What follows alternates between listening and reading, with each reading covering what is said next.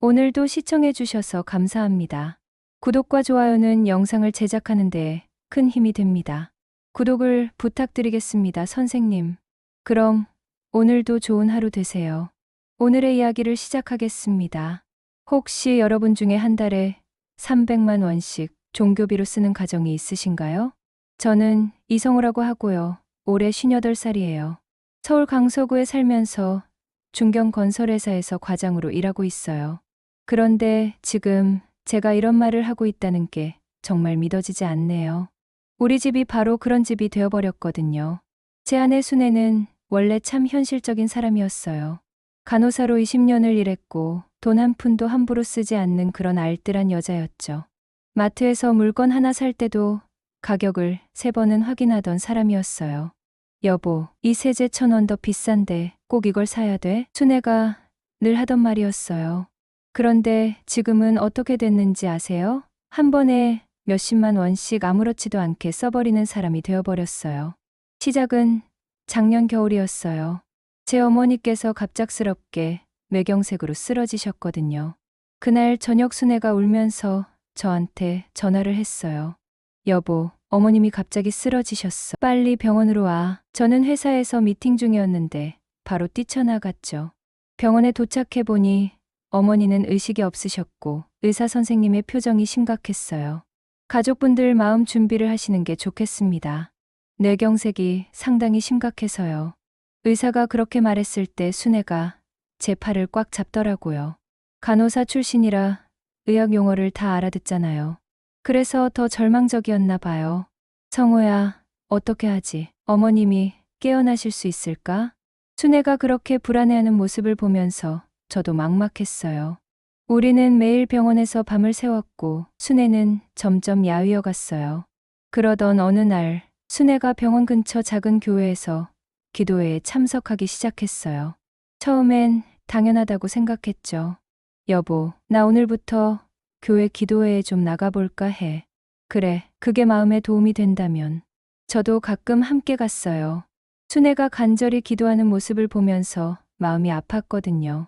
그런데 한 달쯤 지났을 때 정말 신기한 일이 일어났어요. 어머니가 갑자기 의식을 되찾으신 거예요. 의사도 깜짝 놀랐어요. 정말 다행이네요. 이런 경우는 드물어요. 순애는 그때부터 완전히 달라지기 시작했어요. 성우야, 이게 다 기도 덕분이야. 하나님이 어머님을 살려주신 거야. 처음엔 저도 고마웠어요. 하지만 순애의 변화가 심상치 않더라고요. 매일 새벽 5시에 일어나서 기도를 하고 주말마다 산에 있는 기도원까지 다니기 시작했어요. 여보, 주말에 또 기도원 가는 거야? 응, 어머님을 위해서 기도해야지. 그런데 너무 자주 가는 거 아니야? 성우야, 내가 뭘 알아. 기도가 얼마나 중요한데. 순애가 점점 제 말을 듣지 않기 시작했어요. 그리고 기도원에서 만난 사람들 얘기만 하더라고요. 오늘 권사님이 그러시는데 우리 집안에 나쁜 기운이 있대. 무슨 나쁜 기운? 모르겠어. 그런데 권사님이 영적으로 보이신대. 그때부터 순애가 집에 이상한 물건들을 들여오기 시작했어요. 처음엔 십자가나 성경책이었는데 점점 이상해졌어요. 빨간 천에 한자가 적힌 부적 같은 것들을 방마다 붙이기 시작한 거예요. 여보, 이게 뭐야? 권사님이 주신 거야. 집안의 나쁜 기운을 막아준다고 해. 이런 게 기독교와 무슨 상관이야? 성우야, 너는 몰라. 영적인 세계가 있다고. 저는 점점 불안해졌어요. 순애가 너무 이상한 방향으로 빠져가고 있었거든요. 그러던 어느 날 순애가 정말 충격적인 제안을 했어요. 여보, 권사님이 소개해 주신 분이 있어. 우리 집에 한번 와서 봐주신다고 해. 누가? 박정숙 이모님인데 영적인 능력이 있으셔. 순애야, 그런 건 좀. 성우야, 어머님이 이렇게 회복된 것도 다 영적인 힘 덕분이야. 한 번만 만나보자.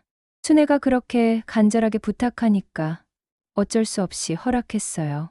하지만 그때 제가 얼마나 큰 실수를 했는지 몰랐죠. 박정숙이라는 분이 우리 집에 온 날 저는 평생 잊을 수 없을 것 같아요. 60 중반 정도로 보이는 그 여자는 검은 정장에 금목걸이를 주렁주렁 걸고 있었어요. 어머, 이 집 기운이 참 무거워요. 박정숙이 현관에 들어서자마자 한 말이었어요. 네, 무거우면 어떤 거죠? 제가 물어보니까 박정숙이 눈을 감고 뭔가를 느끼는 척 하더라고요. 조상님들이 많이 와 계세요. 특히 시아버님께서 화가 많이 나 계셔. 저희 아버지가요? 무슨 화를요? 제대로 된 제사를 안 지내서 그래요. 그래서 며느리가 아프게 된 거야. 저는 황당했어요. 우리 아버지께서는 살아계실 때 그렇게 온화하신 분이었는데요. 하지만 순애는 완전히 빨려들었어요. 그래서 어떻게 해야 하죠? 큰 굿을 해야 해요. 제대로 된 굿으로 조상님들을 달래드려야 해. 박정숙이 말하는 굿 비용은 400만 원이었어요. 저는 그 얘기를 듣고 펄쩍 뛸 뻔했죠. 400만 원이요? 제가 그렇게 소리치니까 박정숙이 눈살을 찌푸리더라고요. 돈이 아까우세요? 가족의 생명이 달린 문제인데요. 아니, 그게 아니라 저희 같은 서민이 400만 원을 어떻게. 성호야, 순애가 제 말을 끊더라고요. 이모님 말씀 끝까지 들어보자. 박정숙이 다시 눈을 감고 중얼거리더니 이렇게 말했어요. 시아버님이 말씀하시는데 큰아들 취업도 안 되고 딸도 연애가 잘 안 풀리는 게 다 이 때문이래요. 그 말을 듣고 순애가 화들짝 놀랐어요. 실제로 우리 아들 민준이가 공기업 시험에 2번이나 떨어진 상태였거든요. 어떻게 그런 걸 아세요? 순애가 놀라서 물어보니까 박정숙이 심각한 표정을 지으면서 말했어요. 조상님들이 다 보고 계세요. 이걸 풀어주지 않으면 더 큰일이 날 거예요. 저는 당연히 반대했죠. 이모님, 죄송하지만 저희는 그런 돈이 없어요. 돌아가시죠. 성호야, 왜 그래? 순애가 저한테 화를 내더라고요. 어머님이 이렇게 회복되신 게 우연이라고 생각해. 분명히 영적인 힘이 있는 거야. 그건 의료진이 잘해서 그런 거지. 아니야, 기도 덕분이야. 박정숙이 그때 끼어들었어요. 부인 말씀이 맞아요. 의학으로 설명할 수 없는 일들이 얼마나 많은데요. 결국 저는 박정숙한테 돌아가 달라고 했어요. 하지만 순애는 며칠 동안 저하고 말도 안 하고 완전히 토라져 버렸어요. 그런데 일주일 뒤에 정말 기가 막힌 일이 일어났어요. 민준이가 준비하던 공기업 시험에 또 떨어진 거예요. 이번이 벌써 3번째였어요. 아빠, 또 떨어졌어. 민준이가 풀죽은 목소리로 전화했을 때 저는 정말 마음이 아팠어요. 괜찮다. 다음에 더 좋은 기회가 있을 거야. 하지만 순애는 완전히 다른 반응을 보였어요. 봐, 내가 뭐라고 했어. 굿을 안 해서 이런 일이 생기는 거야. 순애야, 그런 게 아니잖아. 요즘 취업이 얼마나 어려운데.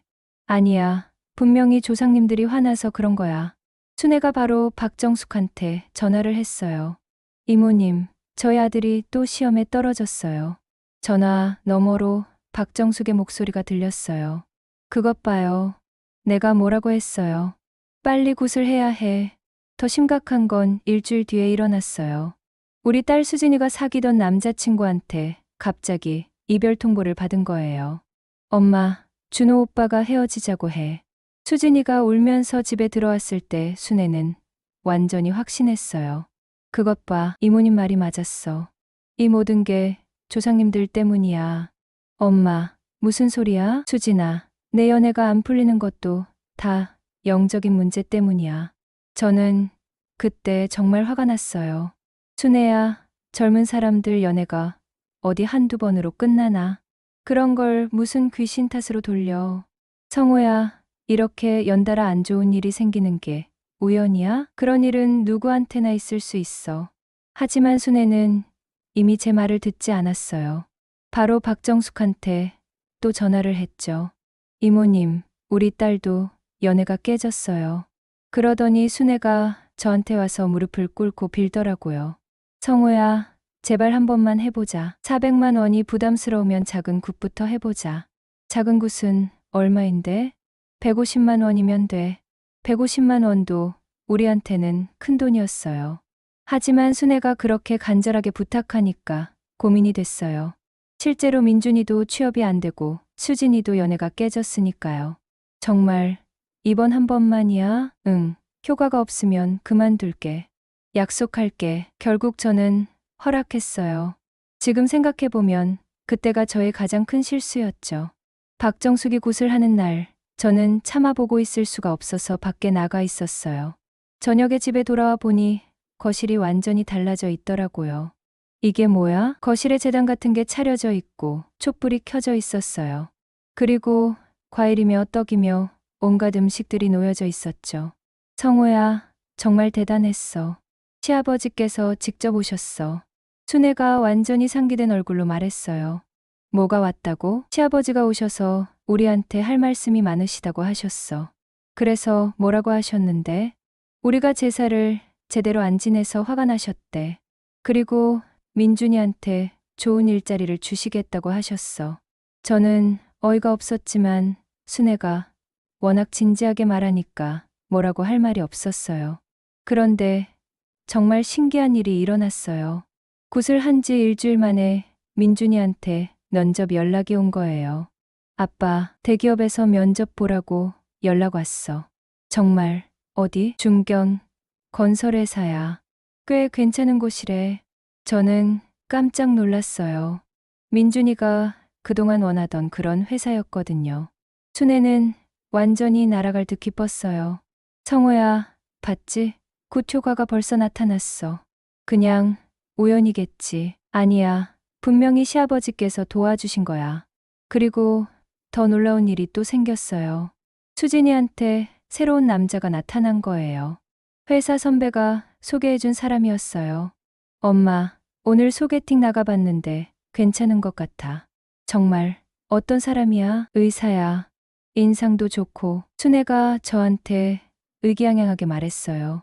성호야, 이것 봐. 곧 효과 아니야? 저도 이상했어요. 이렇게 좋은 일들이 연달아 일어날 수가 있나 싶었거든요. 혹시 정말 효과가 있는 건 아닐까? 제가 그렇게 중얼거리니까 순애가 더욱 확신에 찬 목소리로 말했어요. 그러니까 말이야. 이제 믿겠어? 그때부터 순애는 완전히 달라졌어요. 매일 박정숙한테 전화해서 안부를 묻고 집안일도 제쳐두고 영적인 얘기만 하더라고요. 성호야, 이모님이 그러시는데 우리 집 터가 정말 좋대.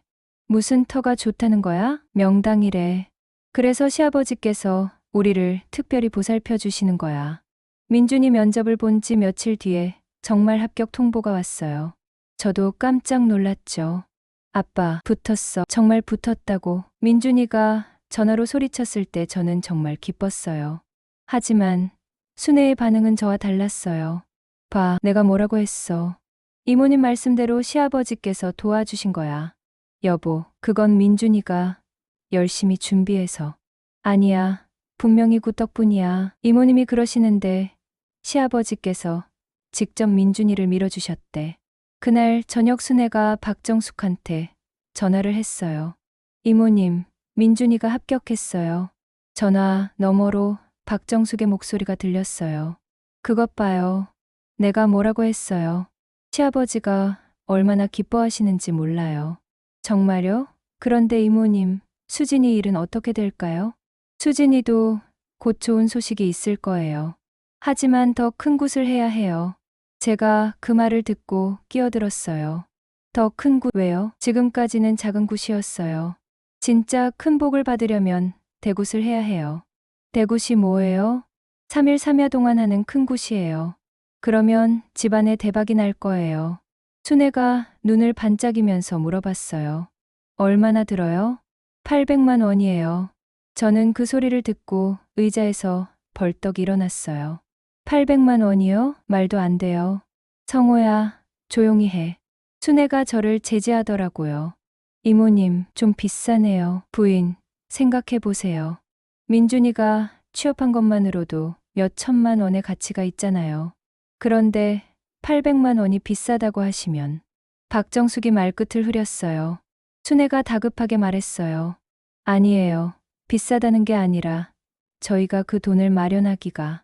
그럼 절반만 먼저 내시고 나머지는 나중에 내세요.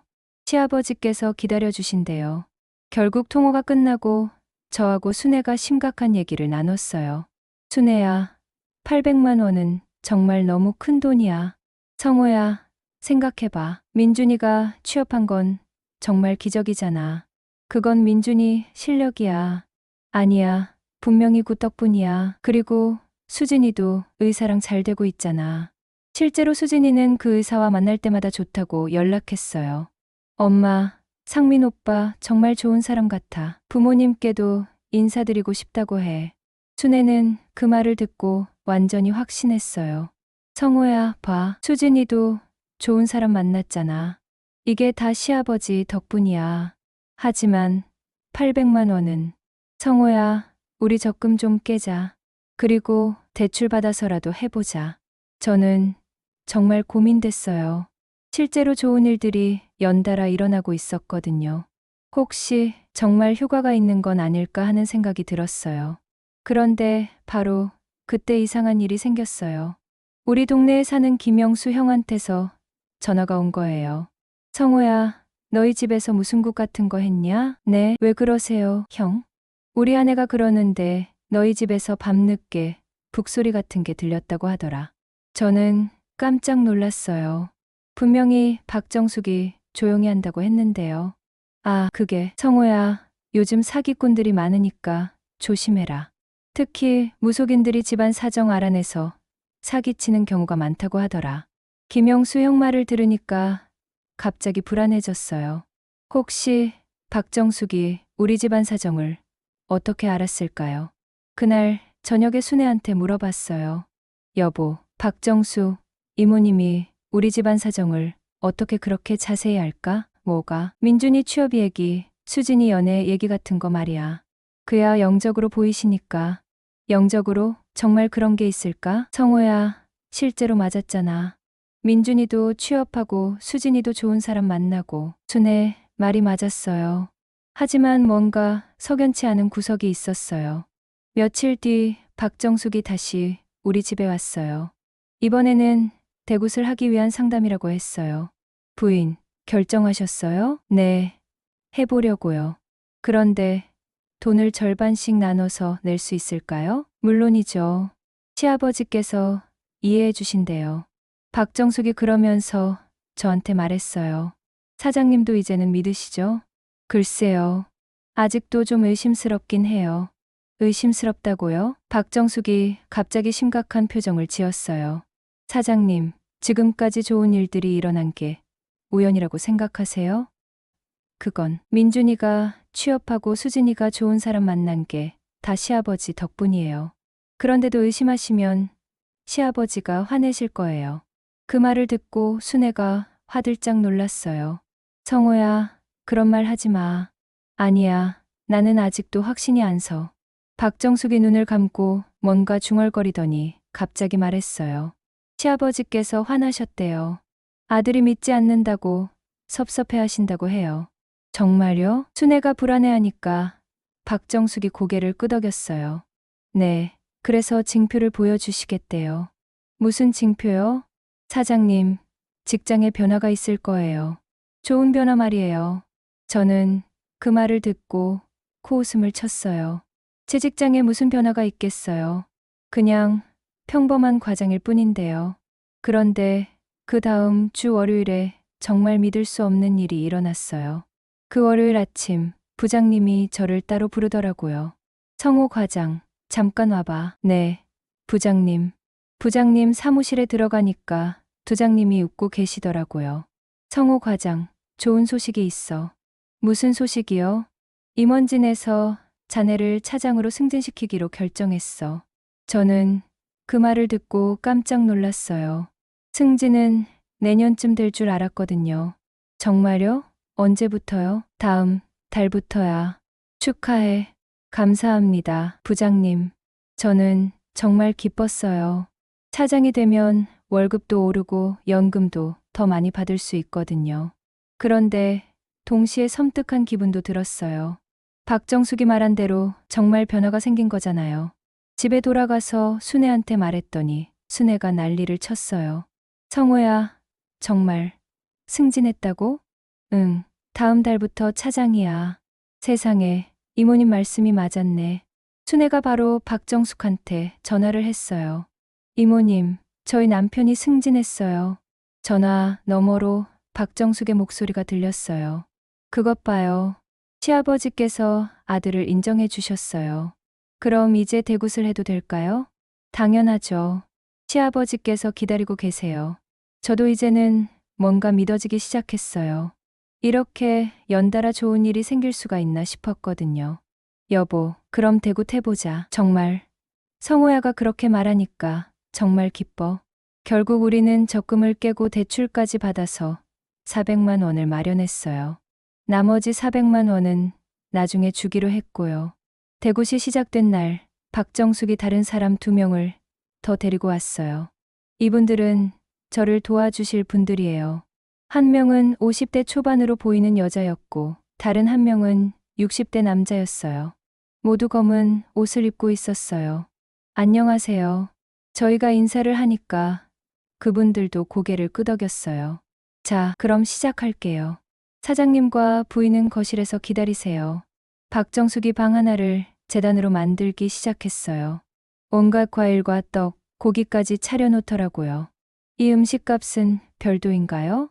제가 물어보니까 박정숙이 말했어요. 네, 재물비로 50만 원 추가해요. 또 돈이 들어가네요. 성호야, 이럴 때가 아니야. 순애가 제 옆구리를 찔렀어요. 밤이 되니까 본격적인 굿이 시작됐어요. 북소리와 함께 박정숙이 춤을 추면서 뭔가 중얼거렸어요. 가끔 큰 소리로 외치기도 했고요. 시아버지가 오셨습니다. 박정숙이 갑자기 소리쳤어요. 뭐라고 하세요? 순애가 귀를 기울였어요. 아들한테 고맙다고 하세요. 이제야 믿어준다고. 저는 좀 어색했지만 순애는 완전히 빠져들었어요. 그런데 굿을 하는 중간에 이상한 일이 있었어요. 제가 화장실을 갔다가 돌아오는 길에 각정숙 일행이 대화하는 걸 우연히 들었어요. 이 집은 좀 오래 갈 것 같네. 그러게, 남편도 이제 믿기 시작했고 부인이 완전히 빠져 있으니까 괜찮을 거야. 저는 그 말을 듣고 뭔가 이상하다는 생각이 들었어요. 마치 저희를 손님으로 보는 것 같았거든요. 3일 동안 굿이 계속됐어요. 저는 회사를 반차까지 내면서 참석했죠. 마지막 날 밤에 박정숙이 말했어요. 시아버지께서 정말 기뻐하세요. 이제 집안에 큰 복이 들어올 거예요. 어떤 복이요? 순애가 기대에 찬 목소리로 물었어요. 민준이가 더 좋은 곳으로 이직할 거예요. 그리고 수진이는 곧 결혼하게 될 거고요. 정말요? 네. 그리고 사장님은 더 높이 올라가실 거예요. 저는 그 말을 듣고 기분이 좋아졌어요. 정말 그렇게 되면 좋겠다는 생각이 들었거든요. 굿이 끝나고 박정숙이 말했어요. 이제 매달 관리를 해주셔야 해요. 매달 관리요? 네. 한 달에 한 번씩 작은 굿을 해서 기운을 유지해야 해요. 그것도 돈이 드나요? 네. 한 달에 100만 원씩이면 돼요. 저는 그 말을 듣고 깜짝 놀랐어요. 100만 원씩이나요? 사장님, 생각해 보세요. 승진도 하시고 아이들도 잘 되고 있잖아요. 박정숙 말이 맞긴 했어요. 실제로 좋은 일들이 계속 일어나고 있었거든요. 여보, 어떻게 할까? 순애가 저한테 물어봤어요. 글쎄, 돈이 너무 많이 들어가는 것 같은데. 성호야, 지금까지 효과를 봤잖아. 그때 박정숙이 끼어들었어요. 부인 말씀이 맞아요. 중도에 그만두면 오히려 역효과가 날 수 있어요. 역효과요? 네. 시아버지께서 섭섭해 하실 거예요. 결국 우리는 매달 100만 원씩 내기로 했어요. 제 승진으로 월급이 늘었으니까 어떻게든 감당할 수 있을 것 같았거든요. 하지만 첫 달이 지나고 나서 문제가 생기기 시작했어요. 생각보다 생활비가 많이 들었어요. 집 대출금에 생활비, 그리고 매달 100만 원까지 내니까 여유가 전혀 없었어요.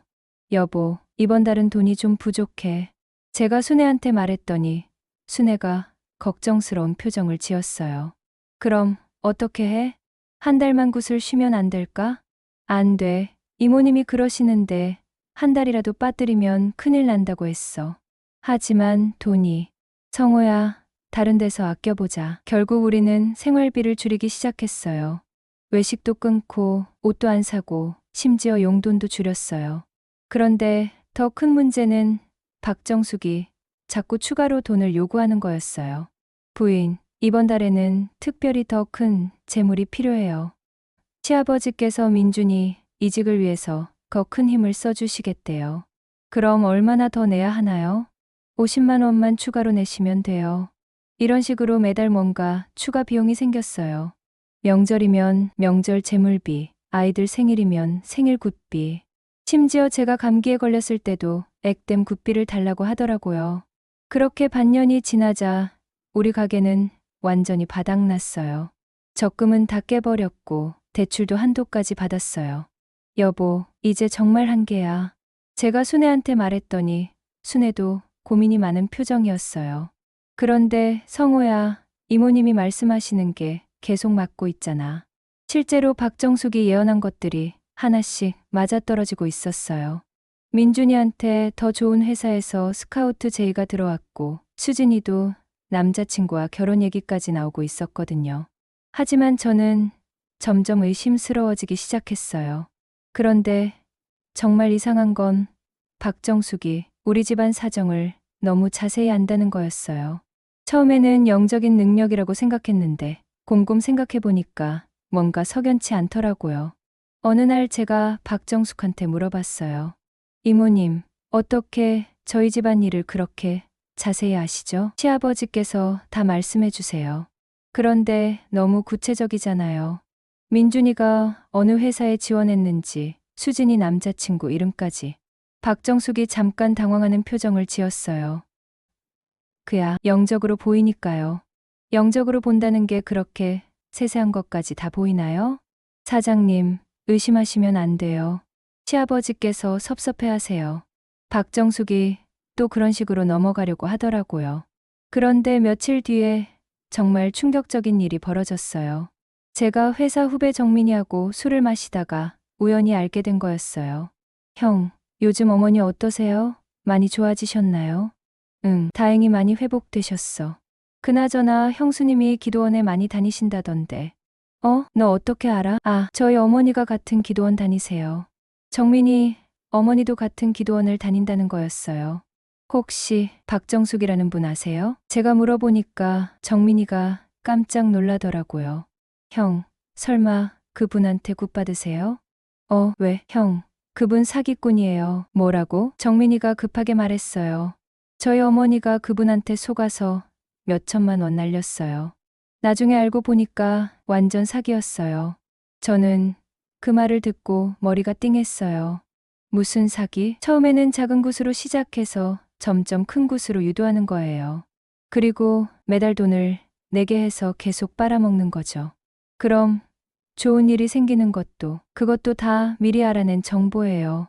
기도원에서 사람들 사정을 다 알아내가지고 마치 예언이 맞은 것처럼 하는 거예요. 저는 그 순간 온몸이 떨렸어요. 정민아, 정말이야? 네, 형. 저희 어머니가 나중에 다른 피해자들 만나서 알게 된 거예요. 수법이 똑같다더라고요.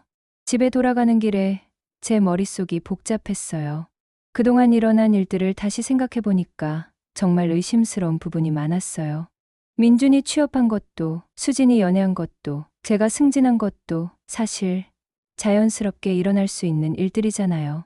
그런데 박정숙이 마치 자기가 만들어낸 것처럼 얘기했던 거죠. 집에 도착해서 순애한테 말했어요. 여보, 정민이 어머니도 박정숙한테 당했대. 뭘 당했다는 거야? 사기를 당했다는 거야. 순애가 화를 내더라고요. 성호야, 그런 소리 하지 마. 이모님이 얼마나 좋은 분인데. 하지만 정민이가 직접 말했어. 그건 다른 사람이겠지. 우리 이모님은 진짜야. 순애는 들으려고 하지 않았어요.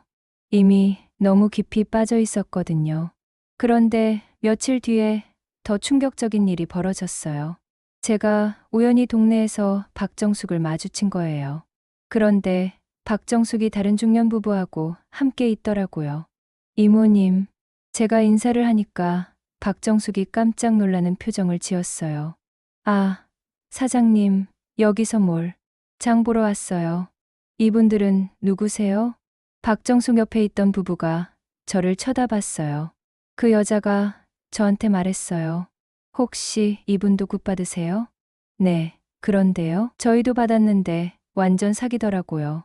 그 말을 듣고 박정숙이 당황해했어요. 이분들은 믿지 않아서 효과를 못 본 거예요. 아니에요. 처음에는 좋은 일이 생기는 것 같더니 나중에는 계속 돈만 달라고 하더라고요. 그 남자가 저한테 말했어요. 사장님, 조심하세요. 저희는 몇 천만 원 날렸어요. 저는 그 말을 듣고 소름이 돋았어요. 박정숙이 급하게 말했어요. 사장님, 이분들 말 듣지 마세요. 믿음이 부족해서 그런 거예요. 하지만 저는 이제 확신했어요. 정민이 말이 맞았던 거예요. 집에 돌아가서 순애한테 모든 걸 말했어요. 여보, 내가 직접 다른 피해자들을 만났어. 무슨 피해자야? 박정숙한테 사기당한 사람들이야. 순애가 고개를 흔들었어요. 그럴 리 없어. 우리한테는 정말 좋은 일들이 많이 생겼잖아. 그건 우연이었을 수도 있어. 아니야. 분명히 시아버지께서. 순애야, 정신 차려. 우리가 지금까지 얼마나 많은 돈을 썼는지 생각해봐. 계산해보니까 정말 엄청난 돈이었어요. 대구비 800만 원에 매달 내는 100만 원, 그리고 각종 추가 비용까지 합치면 거의 2천만 원 가까이 됐어요. 2천만 원이야. 순애야, 2천만 원. 하지만 성호야, 민준이도 취업하고 내가 승진도 하고 그런 건 원래 일어날 수 있는 일이었어. 박정숙이 만든 게 아니라고. 그런데 바로 그때 박정숙한테서 전화가 왔어요. 부인, 큰일 났어요. 무슨 일이에요? 시아버지께서 화가 많이 나셨어요. 사장님이 의심하고 있다고. 순애가 저를 쳐다봤어요. 성호야, 이모님이 다 알고 계셔. 박정숙 목소리가 계속 들렸어요. 이번 달에 특별굿을 해야 해요. 안 그러면 지금까지 받은 복이 다 날아가요. 얼마나 들어요? 200만 원이에요. 저는 그 말을 듣고 참을 수 없었어요.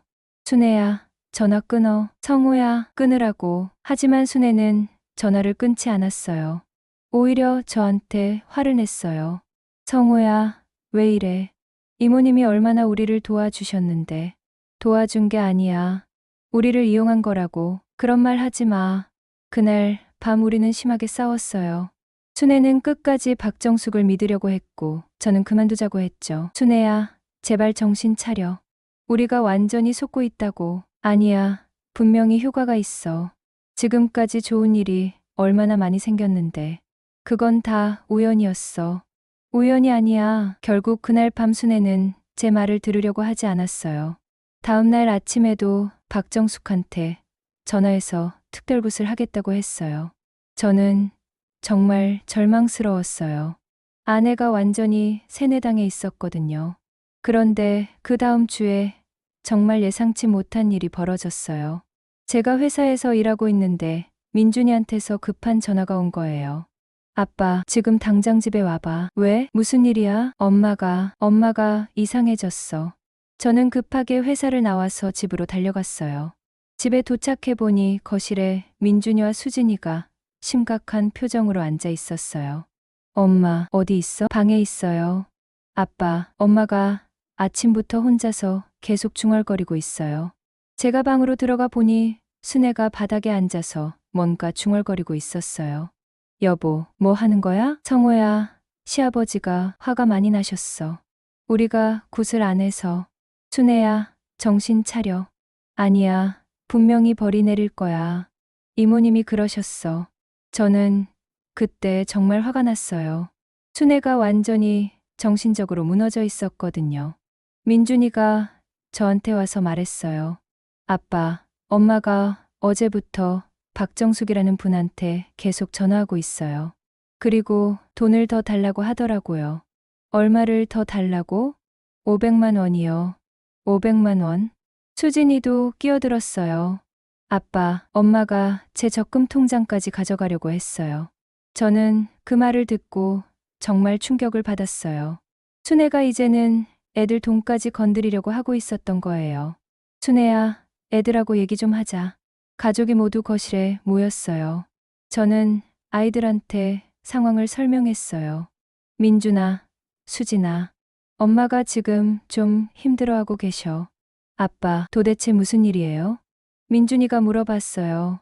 할머니, 일로 스트레스를 받아서 무속에 빠지게 된 거야. 무속이요? 수진이가 놀라서 물어봤어요. 응, 박정숙이라는 사람한테 굿을 받고 있어. 그때 순애가 갑자기 소리쳤어요. 성호야, 왜 애들한테 그런 말을 해? 여보, 애들도 알 권리가 있어. 이모님은 나쁜 사람이 아니야. 민준이가 저한테 조심스럽게 물어봤어요. 아빠, 그 분한테 돈을 얼마나 줬어요? 지금까지 거의 2천만 원 정도. 2천만 원요? 수진이가 소리쳤어요. 아빠, 그게 다 사기라는 거예요? 그런 것 같아. 순애가 울면서 말했어요. 아니야, 사기가 아니야. 민준이도 취업하고 아빠도 승진했잖아. 민준이가 어이없다는 표정으로 말했어요. 엄마, 제가 취업한 건 제가 열심히 했기 때문이에요. 아니야, 분명히 할아버지가 도와주신 거야. 엄마, 할아버지는 돌아가셨어요. 수진이도 말했어요. 엄마, 저도 상민 오빠 만난 건 우연이에요. 무슨 굿 때문이 아니라고요. 하지만 순애는 들으려고 하지 않았어요. 너희들은 몰라. 영적인 세계가 있다고. 그때 제 휴대폰이 울렸어요. 박정숙한테서 온 전화였어요. 여보세요. 사장님, 부인이 연락이 안 되네요. 지금 저희 집에 오지 마세요. 사장님, 큰일 났어요. 시아버지가 정말 화가 많이 나셨어요. 저는 더 이상 참을 수 없었어요. 박정숙 씨, 그만하시죠. 저희가 다 알았어요. 사기라는 걸. 전화 너머로 잠깐 침묵이 흘렀어요. 사장님, 무슨 말씀을. 다른 피해자들 만났어요. 똑같은 수법이더라고요. 사장님, 오해하시는 거예요. 오해가 아니에요. 앞으로 저희 집에 연락하지 마세요. 제가 전화를 끊으려고 하는데 순애가 달려와서 전화기를 빼앗으려고 했어요. 안 돼. 성호야, 전화 끊으면 안 돼. 순애야, 정신 차려. 이모님, 저예요. 남편이 미쳐서 그래요. 순애가 박정숙한테 말했어요. 그때 민준이가 갑자기 말했어요. 엄마, 저도 알아봤어요. 뭘? 박정숙이라는 사람 말이에요. 인터넷에 찾아보니까 사기꾼으로 유명해요. 민준이가 휴대폰을 보여줬어요. 인터넷 카페에 박정숙 관련 피해 사례들이 잔뜩 올라와 있었어요. 봐요. 엄마, 똑같은 수법이에요. 수진이도 말했어요. 엄마, 여기 보세요. 피해 금액이 수천만 원씩이에요. 순애가 그 글들을 보더니 갑자기 주저앉았어요. 이럴 수가 없어. 엄마, 이제 아시겠죠? 그런데 순애가 갑자기 소리쳤어요. 아니야, 우리 이모님은 다른 사람이야. 엄마, 사진도 똑같잖아요, 엄마. 수진이가 인터넷에 올라온 박정숙 사진을 보여줬어요. 순애가 그 사진을 보더니 완전히 무너졌어요. 안 돼, 안 돼. 저는 그때서야 순애를 꼭 안아줬어요. 여보, 괜찮아. 이제 끝났어. 성호야, 우리 돈은 어떻게 해? 일단 박정숙한테 더 이상 돈을 주지 않는 게 중요해. 그런데 그 다음날 더 큰 문제가 생겼어요. 순애가 지난번에 약속한 특별굿비 200만 원을 박정숙이 계속 독촉하는 거였어요. 부인, 약속하신 돈 언제 주실 거예요? 이모님, 저희가 더 이상 할 수 없을 것 같아요. 부인, 약속은 약속이에요. 시아버지한테 약속했잖아요. 박정숙이 계속 협박하듯이 말했어요. 지금 그만두면 지금까지 받은 복이 다 날아가요. 아들도 회사에서 잘릴 수 있고 딸도 결혼 못할 수 있어요. 순애가 무서워하기 시작했어요. 성호야, 혹시 정말 그럴까? 그런 게 어디 있어. 협박하는 거야. 하지만 순애는 여전히 불안해했어요. 그런데 바로 그때 정말 예상치 못한 전화가 왔어요. 경찰서에서 온 전화였어요. 이성호 씨 맞으시죠? 네. 그런데요. 박정숙 관련해서 신고가 들어와서 연락드렸습니다. 신고요? 네. 다른 피해자분이 고발하셨어요. 혹시 피해보신 적 있으시면 조사에 협조해 주시면 됩니다. 저는 그 말을 듣고 깜짝 놀랐어요. 다른 피해자가 고발을 한 거였어요. 네, 저희도 피해를 봤습니다. 그럼 내일 오전에 경찰서로 와주시면 될까요? 전화를 끊고 순애한테 말했어요. 여보, 경찰서에서 연락 왔어. 박정숙이 고발당했대. 정말, 응. 다른 피해자들이 고발한 거래. 순애가 그때서야 완전히 현실을 받아들였어요. 성호야, 우리가 정말 속은 거야? 응, 완전히 속은 거야. 순애가 울기 시작했어요. 어떻게 이럴 수가. 시어머님을 위해서 했던 건데. 저는 순애를 달래주면서도 한편으로는 안도감을 느꼈어요. 드디어 이 악몽이 끝날 수 있을 것 같았거든요. 다음 날 저와 순애는 경찰서에 갔어요. 담당 형사님이 친절하게 설명해 주셨어요. 박정숙은 이미 여러 건의 사기 혐의로 수사를 받고 있습니다. 그럼 저희만 당한 게 아니군요. 네, 지금까지 파악된 피해자만 20명이 넘어요. 피해액도 수억 원에 달하고요. 순애가 떨리는 목소리로 물어봤어요. 그럼 저희 돈은 돌려받을 수 있나요? 형사님이 안타까운 표정을 지었어요. 솔직히 말씀드리면 어렵습니다. 이미 다 써버렸을 가능성이 높거든요. 저희는 상세하게 피해 상황을 진술했어요. 언제부터 얼마를 줬는지, 어떤 방식으로 속였는지 모든 걸 말했죠. 박정숙이 어떻게 저희 집안 사정을 그렇게 자세히 알았을까요? 제가 물어보니까 형사님이 설명해 주셨어요. 기도원에서 사람들이 하는 얘기를 다 메모해 둡니다. 그리고 주변 사람들한테 탐문도 하고요. 그럼 영적인 능력 같은 건 전부 거짓말이죠. 교묘하게 정보를 수집해서 마치 신통력이 있는 것처럼 속이는 겁니다. 순애가 그 말을 듣고 한숨을 깊게 쉬었어요. 제가 정말 바보였네요. 부인, 자책하지 마세요. 이런 사기는 정말 교묘해서 많은 분들이 당하십니다. 경찰서에서 나오는 길에 순애가 저한테 말했어요. 성호야, 미안해. 뭘 미안해해. 내가 그렇게 말렸는데. 내가 듣지 않았어. 이제 와서 그런 말 할 필요 없어. 중요한 건 앞으로야. 하지만 집에 돌아가니까 더 큰 문제가 기다리고 있었어요. 박정숙한테서 계속 전화가 오는 거였어요. 부인, 경찰서에 갔다면서요? 네, 갔어요. 부인, 그러면 안 되는데. 시아버지께서 정말 화가 나셨어요. 순애가 이제는 단호하게 말했어요. 이모님, 저 이제 안 속아요. 뭘 속아요? 저는 진짜로 시아버지와 소통하고 있어요. 거짓말 하지 마세요. 다 알고 있어요. 그러자 박정숙 목소리가 갑자기 변했어요. 부인, 지금까지 받은 복 다 날아가도 좋아요? 협박하지 마세요. 민준이가 회사에서 잘리고 수진이 결혼 못해도 괜찮다고요? 순애가 그 말에 잠깐 흔들렸어요. 혹시 정말 그럴까? 제가 전화기를 받았어요. 박정숙 씨, 그만하세요. 사장님, 후회하실 거예요. 후회할 건 당신이에요. 경찰이 수사하고 있어요. 저는 아무 잘못 없어요. 진심으로 도와드린 건데. 진심이면 왜 돈을 그렇게 많이 받았어요? 그건 재물비하고 굿비예요. 사기죠. 더 이상 연락하지 마세요. 제가 전화를 끊었는데 계속 걸려왔어요. 결국 번호를 차단했죠. 그런데 그 다음 주에 정말 놀라운 소식을 들었어요. 박정숙이 체포됐다는 거였어요. 여보, 뉴스 봐. 순애가 저를 불렀어요. 뉴스에서 박정숙이 수갑을 찬 채로 끌려가는 모습이 나오고 있었어요.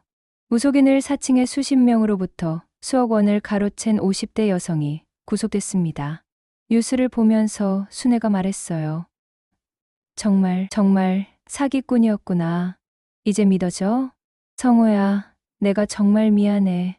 가족들한테도 미안하고 그날 저녁 가족회의를 했어요. 민준이와 수진이도 함께 앉았죠. 엄마, 이제 괜찮아요? 수진이가 걱정스럽게 물어봤어요. 응, 이제 정신 차렸어. 너희들한테 정말 미안하다. 민준이가 말했어요. 엄마, 할머니 걱정 때문에 그런 거 우리도 알아요. 하지만 그렇다고 해서 이런 일이 있어도 되는 건 아니잖니. 순애가 고개를 숙였어요. 앞으로는 무슨 일이 있어도 가족하고 상의할게. 혼자 결정하지 않을게. 저도 말했어요. 나도 미안해. 진작에 더 강하게 말렸어야 했는데. 아니야. 성호야, 내가 얼마나 말렸는데. 그런데 현실적인 문제들이 남아 있었어요. 이미 쓴 돈은 돌아오지 않을 것 같았고 대출금은 계속 갚아야 했거든요. 여보, 앞으로 어떻게 하지? 일단 생활비부터 줄여야겠어. 그리고 부업도 알아보자. 내가 다시 일을 해볼까?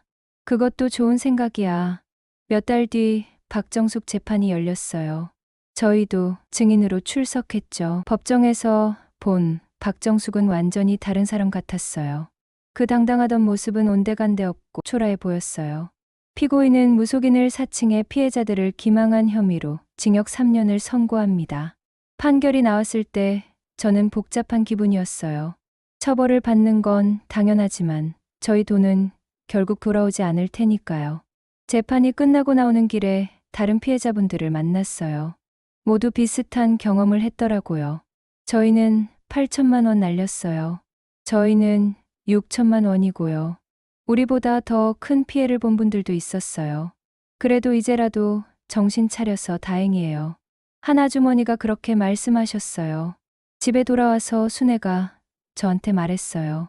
성우야, 내가 정말 많이 배웠어. 뭘? 가족이 제일 소중하다는 걸. 그리고 쉬운 길은 없다는 걸. 그래, 앞으로는 우리끼리 힘을 모아서 살아가자. 지금도 가끔 순애가 불안해할 때가 있어요. 혹시 정말 벌을 받는 건 아닐까 하고 말이죠. 성우야, 민준이가 회사에서 힘들다고 하는데 혹시 그런 게 아니야. 어느 직장이든 힘든 일은 있어. 그래, 맞지? 당연하지. 하지만 순애가 많이 변했어요. 예전보다 현실적이 됐고 하고 얘기를 많이 하려고 해요. 그리고 종교적인 것도 건전하게 접근하고 있어요. 여보, 교회 다시 나가볼까? 응, 좋아. 하지만 이상한 사람들 조심해야 해. 알아. 이제는 안 속아. 저희는 아직도 그때 빌린 돈을 갚고 있어요. 몇 년은 더 걸릴 것 같아요. 하지만 가족이 다시 하나가 된 것만으로도 다행이라고 생각해요.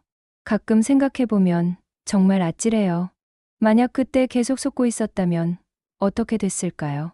집까지 날릴 뻔했는데 말이에요. 이런 일을 겪고 나니까 주변 분들한테 꼭 하고 싶은 말이 있어요. 아무리 절박하고 힘든 상황이라도 쉬운 해결책은 없다는 거예요. 그리고 가족보다 소중한 건 없다는 것도요. 혹시 지금 이 얘기를 듣고 계신 분들 중에 비슷한 고민이 있으시다면 꼭 가족들과 상의해 보세요. 혼자 결정하지 마시고요. 그리고 무엇보다 현실을 직시하는 게 중요해요. 기적 같은 일은 정말 드물거든요. 대부분은 우리가 땀 흘려 노력해야 얻을 수 있는 거예요. 저희 가족은 이제 다시 새로 시작하고 있어요. 힘들지만 서로 의지하면서 말이죠.